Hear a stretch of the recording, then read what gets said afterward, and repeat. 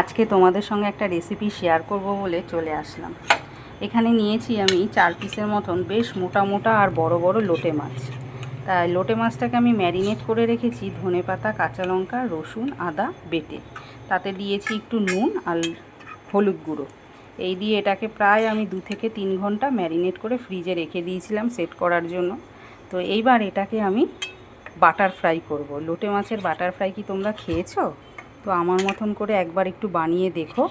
আর দুপুরবেলা গরম গরম ভাতের সাথে এইরকম একটা যদি থাকে পাতে বাটার ফ্রাই, ও তাও আবার যদি লোটে মাছের হয়, কোনো কথা নেই। চলো কিভাবে আমি বানাচ্ছি একটু তোমাদের সঙ্গে শেয়ার করি।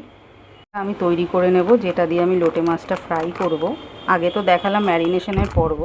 তো এখানে আমি পরিমাণ মতন বেসন নিয়ে নিচ্ছি। যেহেতু আমি এখানে 4 পিস মাছ নিয়েছি, আমি বেশি বেসন এখানে নেব না।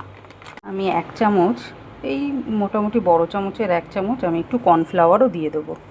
স্বাদ মতন লবণ, 1 চিমটি হলুদ গুঁড়ো, বেশি না অল্প। কিছু ভালো করে মিক্স করে নেব। এবার জল দিয়ে এই ব্যাটারটাকে একটু ভারী করে গুলে নেব। ব্যাটারটা আমার এখানে রেডি হয়ে গেছে। ঠিক এরকমভাবে আমি ভারী করে ব্যাটারটাকে গুলে নিলাম। আর এখানে আমি লঙ্কার গুঁড়ো দেইনি, তোমরা চাইলে লঙ্কার গুঁড়োও দিতে পারো।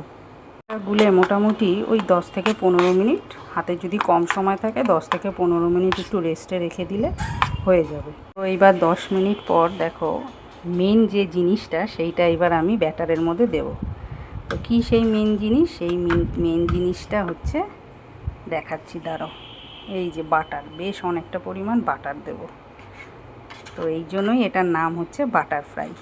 তো বাটারটা দিয়ে ভালো করে এটাকে ফেটিয়ে নিতে হবে।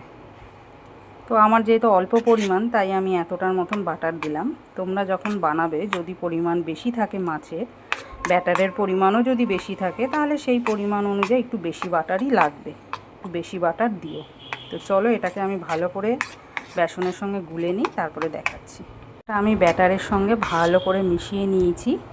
এই ক্ষেত্রে একটা কথা বলি, যখনই কোনো জিনিসের বাটার ফ্রাই তোমরা করবে, অবশ্যই ব্যাটারটা যখন গুলবে না, ব্যাটারটা সবসময় ঠান্ডা জল, মানে খুব চিল্ড ঠান্ডা জল দিয়ে গুলবে। তাহলে কি হয়, বড়াটা ভীষণই মুচমুচে হয় এবং অনেকক্ষণ সেই মুচমুচে ভাবটা থাকে।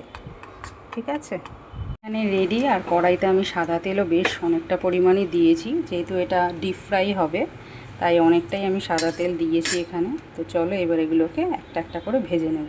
মাছ এভাবে নেব আর ভালো করে ব্যাটারের সঙ্গে এগুলোকে মিশিয়ে নেব। এভাবে মিশিয়ে নেব আর মশলাটা সমেতই নেব, তাহলে অন্যরকম একটু টেস্ট লাগবে। এইরকম প্রথমে আমি লো ফ্লেমে ভাজবো, তারপরে এটাকে আমি হাই ফ্লেমে ভেজে নেব।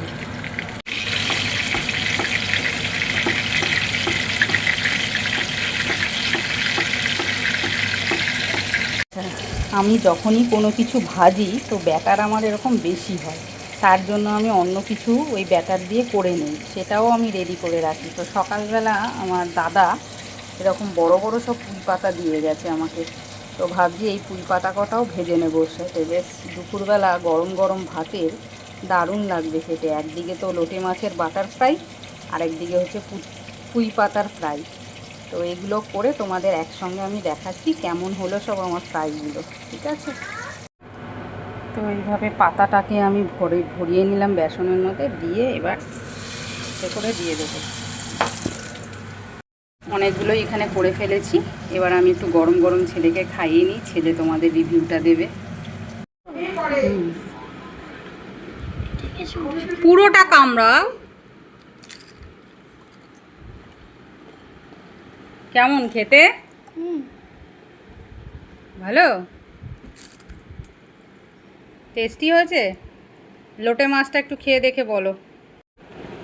এটা লোটে মাছের বাটার ফ্রাই, খাও। প্রথমবার খাচ্ছি।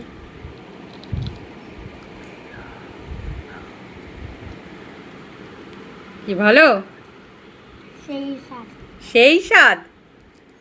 Thank you, thank you.